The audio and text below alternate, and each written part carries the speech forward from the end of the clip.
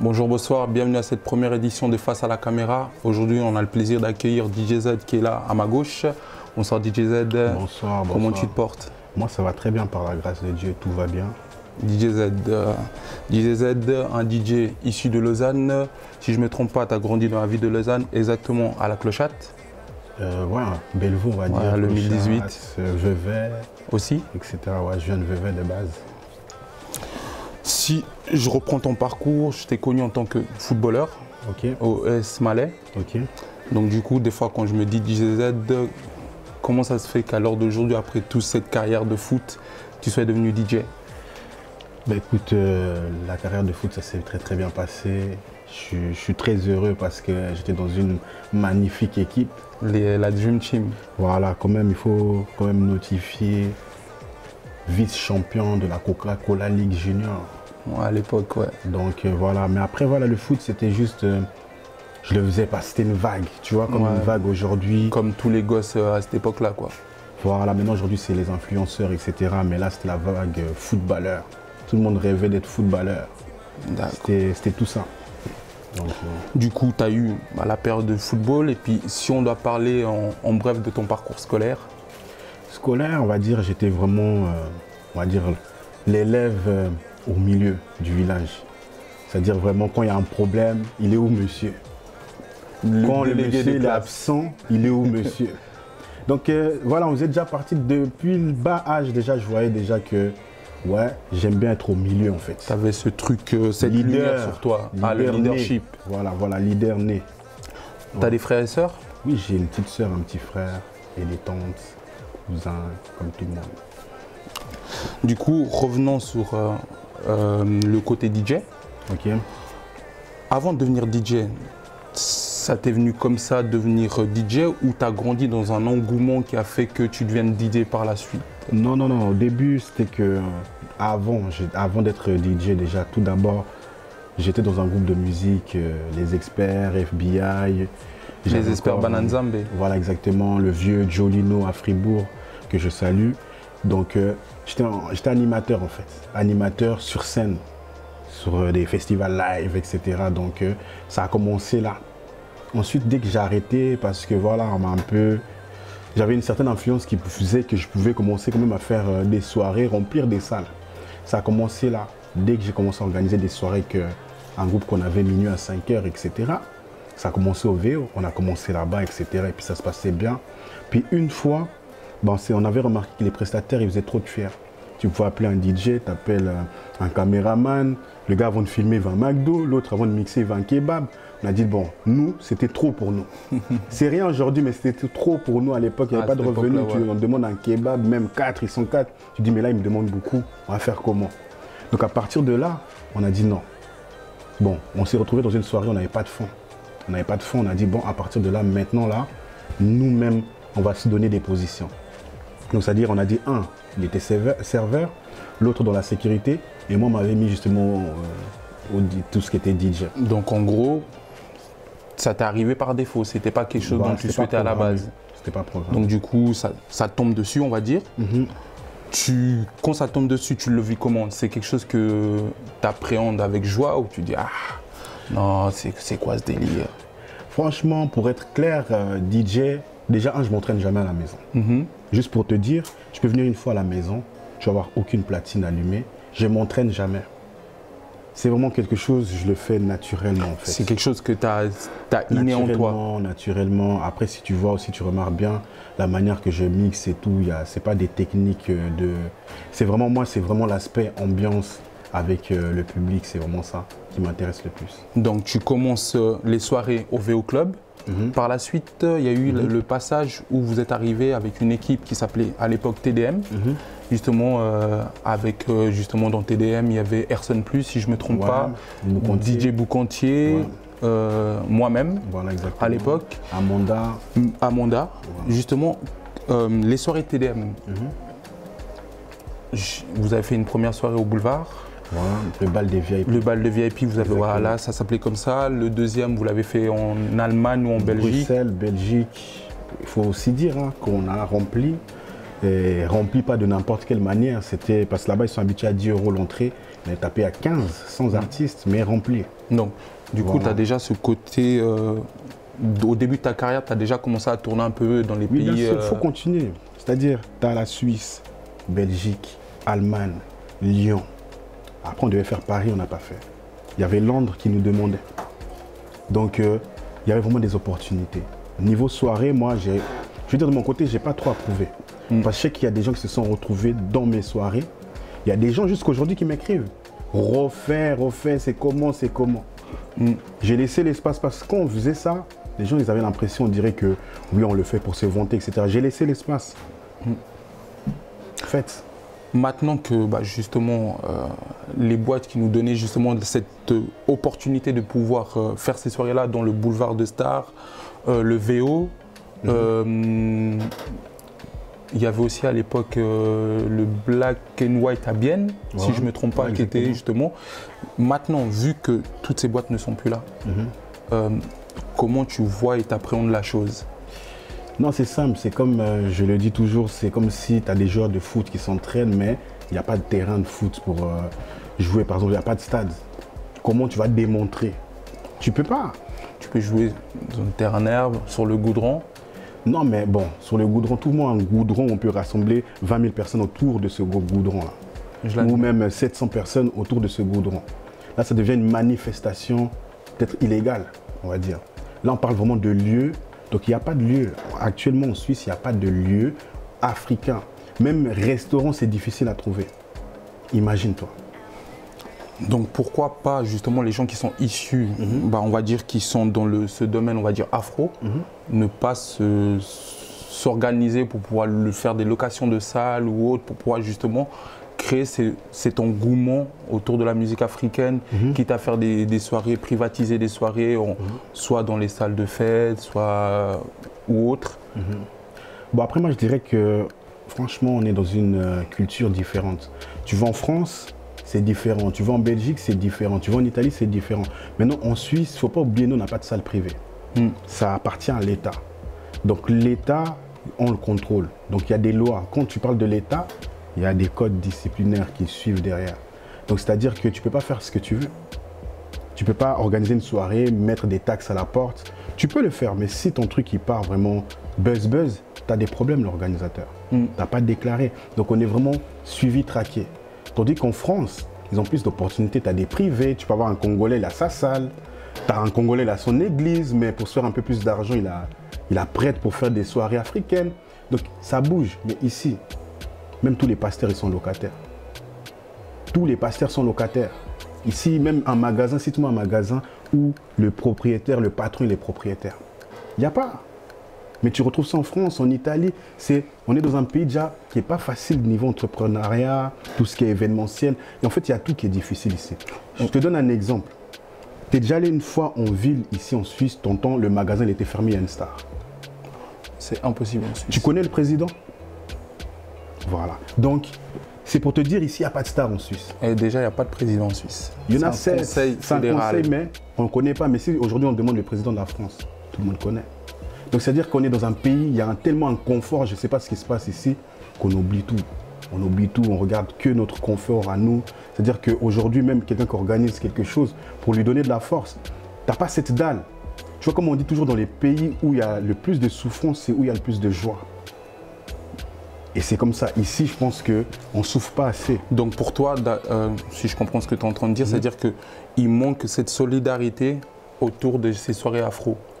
Il y a déjà cette solidarité, c'est compliqué. Et puis je peux te dire qu'on est aussi dans un public qui est vraiment très départagé. Ce n'est pas la même chose comme quand je vais par exemple en France, je regarde mes petits cousins, mes petites cousines, tu leur parles de la musique africaine, tu as la joie. Mais si tu parles avec maîtrise.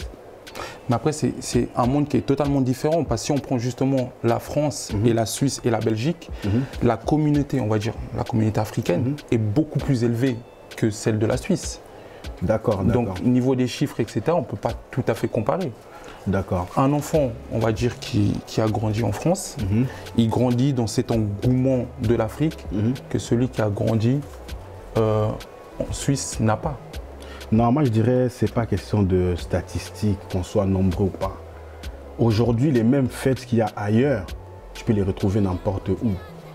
Mais moi, j'ai eu des soirées avec des autres personnes, c'est-à-dire des gens qui ont grandi ici, etc. Dans des forêts.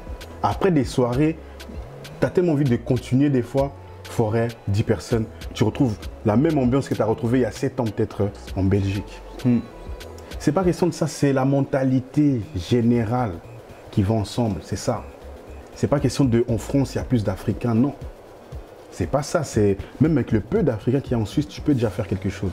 Mais ça dépend maintenant parce que ici, si tu regardes, on a trop de gens qui ont honte même de leur pays. Quand je dis pays, oui, pour lever le drapeau, c'est bon. Mais fais quelque chose pour ce drapeau, c'est autre chose. Maintenant, il y en a que c'est du style, ils connaissent tous les rappeurs américains. Tu vas dire, mais ce gars-là, il a grandi en Amérique, mais il est parmi nous. Mais tu lui demandes même les chanteurs de son propre pays. Il n'ose même pas les citer. Mais tu vas chez un arabe, le gars, il va te mettre sa musique arabe, même au travail. Donc là, ça devient carrément, pour toi, il y a un manque de considération. Il y a un manque de considération, bien on aime trop imiter ailleurs. Non, on a des belles choses chez nous. On a des belles choses, même la musique. C'est comme quand tu regardes le Brésil, le football. C'est le Brésil. Bon, avant. Maintenant, aujourd'hui, ça commence à s'équilibrer. Mais la musique, les Congolais en Afrique, on n'a pas approuvé. Pourquoi on aurait honte de nos artistes? Aujourd'hui, tu mets des artistes congolais qu'on ne connaît même pas. Ils peuvent faire fureur. Ce qui manque, c'est juste le matériel et l'opportunité. Mais tu leur donnes l'occasion. Je te jure, je suis prêt à mettre ma main à brûler. J'étais au Congo, j'ai vu des artistes, chair de poule, frère. T'écoutes vraiment l'artiste, tu dis non. Il y a un talent. Ici, maintenant, on a les machines, on a tout. Donc voilà. Pour toi, on va dire au Congo, il y a le talent, mais il manque ce savoir-faire qu'il y a autour de la musique. Et ici, on a cette capacité justement à voir les locaux, les matériels, tout ce qui va avec, mais les gens ne sont pas assez appliqués dedans. On va dire qu'au Congo, il manque tout ce qui est logistique, matériel. Mais le talent, le savoir-faire, il y a. Il y a le savoir-faire des ingénieurs. Il y en a qui n'ont pas fait d'école d'ingénieur, mais ils sont forts. Ils sont forts, c'est l'amour du boulot. Donc c'est ce qui manque ici. Je veux dire, maintenant en Suisse, c'est un cas à part. Moi, je ne sais pas comment tu veux que je te décrive ça. Moi, j'ai déjà assez parlé, je pense, pour le milieu ici en Suisse, africain en tout cas. Maintenant, tu veux que je te rajoute quoi? Là, tu dis quelque chose d'intéressant, tu veux rajouter quoi? Mais toi, en tant que DJ de ce milieu-là, qu'est-ce que tu pourrais apporter en plus-value pour essayer de faire comprendre? Parce que tirer sur les gens, leur dire que non, non. Mais si toi, maintenant, on te donne la possibilité de t'asseoir, à voir justement ce jeune public qui n'a pas forcément de la considération pour la musique de chez eux, qu'est-ce que tu pourras apporter pour justement leur donner l'amour de cette musique-là? Non, mais je pense que ça est en train de se faire gentiment, car aujourd'hui, la musique africaine a pris le dessus sur le marché. Je ne sais pas si tu te rappelles, à l'époque, quand on allait en soirée, même tu demandais au DJ, tu peux mettre un son africain, il disait t'inquiète, j'ai tout. Il mettait Magic System et Loi. Il a déjà fait le tour de l'Afrique. Maintenant, aujourd'hui, on a de la chance. La musique africaine commence vraiment à dominer. Donc, à ce niveau, maintenant, nous, on a juste à distribuer, partager le son. C'est tout ce qui nous reste à faire, c'est tout. C'est partager, distribuer, faire écouter aux gens quand tu joues, etc. Là, maintenant, ça commence à changer. Moi, ça me fait plaisir parce que ce qui est dommage, j'arrive presque à la fin de ma carrière et c'est là où je vois maintenant les fruits, vraiment, les bénéfices des fruits. Parce que j'arrive à la fin, c'est là où maintenant, tu vois les jeunes commencent à changer. Je pense qu'il y a aussi cette question que les jeunes commencent à changer parce qu'à l'heure actuelle, on va prendre un MHD. Beaucoup de jeunes vont se reconnaître dedans. Il y a quelque chose de NASA qui va nous apporter cette guitare congolaise derrière. Il y a de plus en plus dans la musique, on va dire même dans la variété, etc., même chez les Américains, il y a plus cette sonorité africaine qui fait que peut-être que ça peut les attirer un peu plus. Exactement. Donc là, vu que, on va dire que automatiquement, les gens ils vont plus s'intéresser à la musique. Mais moi, ma question est, qu'est-ce que tu peux apporter de plus-value pour promouvoir cette musique-là? Bien sûr, mais là, je vais encore apporter des projets. Il ne faut pas oublier, j'ai apporté le bal des VIP. C'est un gros concept qui a été reconnu à travers la Suisse, France, Belgique, etc. C'est déjà quelque chose que moi j'ai fait, qu'il n'y en a pas beaucoup qui l'ont fait. Que ce soit même une personne, tu prends en Italie, en France, etc., même au Congo, il n'y en a pas beaucoup qui l'ont fait. Aujourd'hui, je peux mettre même peut-être 5 doigts. Tu ne les trouves pas, ces genres de prestataires qui ont pu faire frapper dans des endroits qu'ils n'habitent pas et remplir. Donc, j'ai amené ce concept-là. Tu as eu la possibilité justement d'aller dans différents pays pour pouvoir promouvoir ton talent. Exactement. Et représenter en plus la Suisse. Parce que tu sais l'image, nous qu'on allait en Suisse, l'image qu'on avait. Moi, quand j'entendais parler de la Suisse, mais c'était compliqué. Ouais, après la Suisse en soi, c'est pas rien que niveau artistique, c'est pas un pays qui est reconnu pour ce côté artistique. Exactement. Mais maintenant, vu que tu me parles de la Suisse, maintenant toi en tant que DJ, l'année passée, au mois de décembre, tu as gagné le concours du meilleur DJ afro en Suisse. Maintenant, face à la caméra, toi, hormis le concours, pour toi, si je le mérite vraiment. Est-ce que tu mérites vraiment? Non, moi, je veux dire que je ne vais même pas être orgueilleux. Mais bien sûr, je le mérite même à 2000%. Depuis même, je devais le mériter. Si tu veux vraiment savoir, moi, je devais le mériter depuis même 5 ans, 4 ans. Parce que, pourquoi? Il n'y a pas que l'aspect, il y a l'aspect ok, DJ. Il faut regarder aussi autour. Autour. C'est-à-dire autour, nous, on a fait plaisir à des gens qui se sont mariés. Je te parle de l'époque quand je faisais vendredi disco, jeudi latino, samedi mariage, dimanche ivoirien. Parce qu'il ne faut pas oublier, je suis aussi un des seuls DJ ici en Suisse qui anime et qui mixe en même temps. Tu me mets juste animateur, j'ai un niveau. Tu me mets juste une DJ, j'ai un niveau. Donc toi, pour toi, cette récompense-là qu'on t'a offert, ça fait partie des meubles. C'est le fruit de ton travail. Ça fait partie des meubles. Toutes ces années. Exactement. Mais dans cette liste justement de DJ qu'il y a eu, il y avait un DJ avec qui tu travailles qui n'était pas malheureusement dans la liste. Vous travaillez ensemble, qu'est-ce qui s'est passé? Pourquoi il n'était pas dans la liste? Moi, je ne suis pas organisateur. Non, pas qu'il ne soit pas dans la liste, mais le fait que vous ne travaillez plus ensemble comme tête d'affiche. Tête d'affiche, ok. Bon, en tout cas, moi, je n'ai pas vu d'affiche. J'ai jamais vu d'affiche où on était les deux. Non. Mais je vois ce que tu veux dire. Ouais. Maintenant, si on arrivait jusqu'à ce point-là, c'est-à-dire que l'objectif était atteint. Donc, parce que quand tu travailles avec une personne, c'est pour une mission, c'est pour... donc vous avez un contrat déterminé entre vous dans un laps de temps. Attends. Avant de commencer avec la personne elle était bien quelque part. Non, oui. Moi, j'étais quelque part. Maintenant, on se rejoint. Le fait de vous fusionner. Pour une certaine mission, pour avoir un certain objectif qu'on a atteint. Donc, maintenant, lui, il a eu son chemin, moi, j'ai eu mon chemin. Donc, on se voit. Tu as atteint les objectifs que vous avez fixés. Voilà, donc, c'est pour ça que vous vous êtes séparés. On ne s'est pas séparés. On se parle très bien. On ne fait plus de prestations ensemble. Ça ne veut pas dire séparation. Je n'ai pas dit que vous êtes séparés, vous ne vous parlez pas. J'ai dit séparation dans le sens où vous ne travaillez plus ensemble. Exactement. Bon, on travaille ensemble, on va dire, il y a 2 semaines, on a travaillé ensemble. C'était mon anniversaire. J'avais mon ordinateur, il est venu aussi mixer, donc on avait travaillé ensemble. C'est récent, c'est... Donc si vous avez la possibilité de retravailler ensemble pour... Mais pourquoi pas si... Je te donne un exemple. Maintenant, aujourd'hui, tu as une mariée qui veut se marier.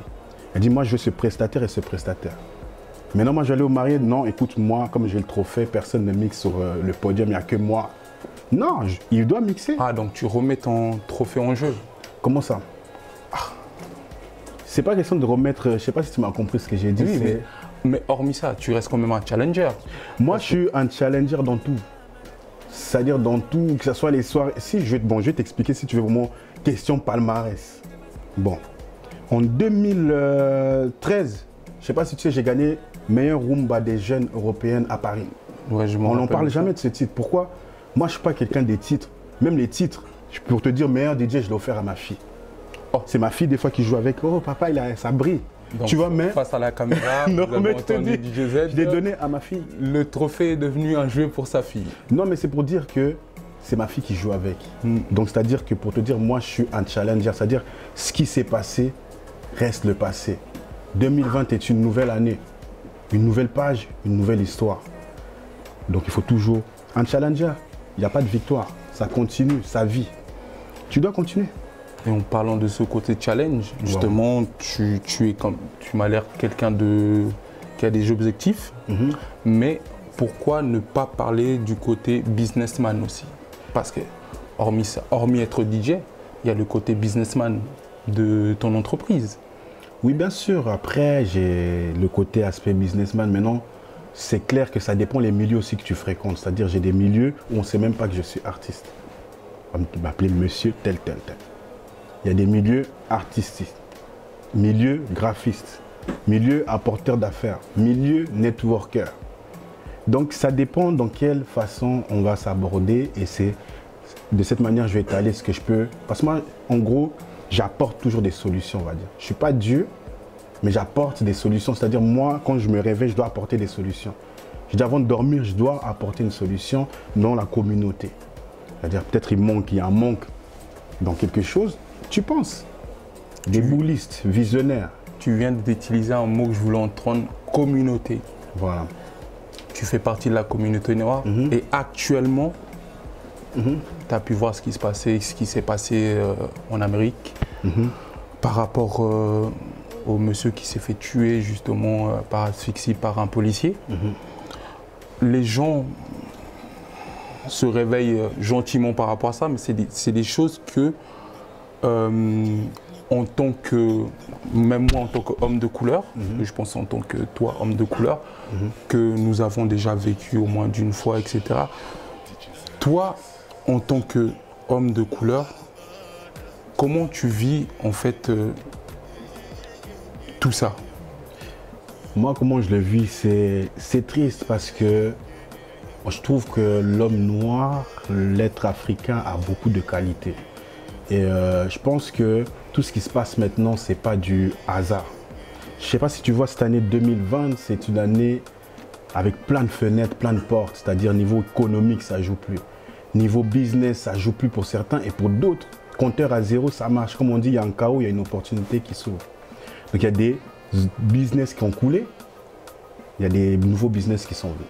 Donc je veux dire que par rapport à tout ce qui se passe là, ça peut vraiment réveiller aussi les Africains. Ça les a rêvés, d'autres ça les a rêvés qu'il faut consommer africain. D'autres ils ont compris qu'on est maltraité parce qu'il y en a qui ne savent pas. D'autres voient mais ils s'en foutent. Il fallait qu'il y ait au moins 100 000 personnes qui se réunissent pour suivre, comme on dit toujours. Il y a des locomotives et il y a des wagons. Il y a des bergers et il y a les moutons.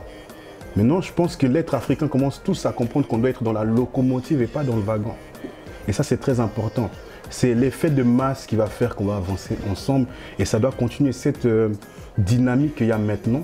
Il faut continuer, il ne faut pas lâcher. Et maintenant, je suis content parce que je vois des frères et sœurs. Ils ouvrent, ils apportent des concepts, ils ouvrent des entreprises. Aujourd'hui, tout le monde est patron, tout le monde est boss. C'est plus comme avant, il y avait peut-être 4 Africains à Lausanne. Aujourd'hui, toutes les maisons, il y a des boss. Dans cette rue même qu'on vient de passer, il y a au moins 7 boss. Donc cette solidarité qu'il y a justement chez le peuple noir, c'est quelque chose qui te ça a satisfait. réveillé, je pense, l'esprit à beaucoup de personnes à l'intérieur de oser parce que nous, je pense qu'il nous...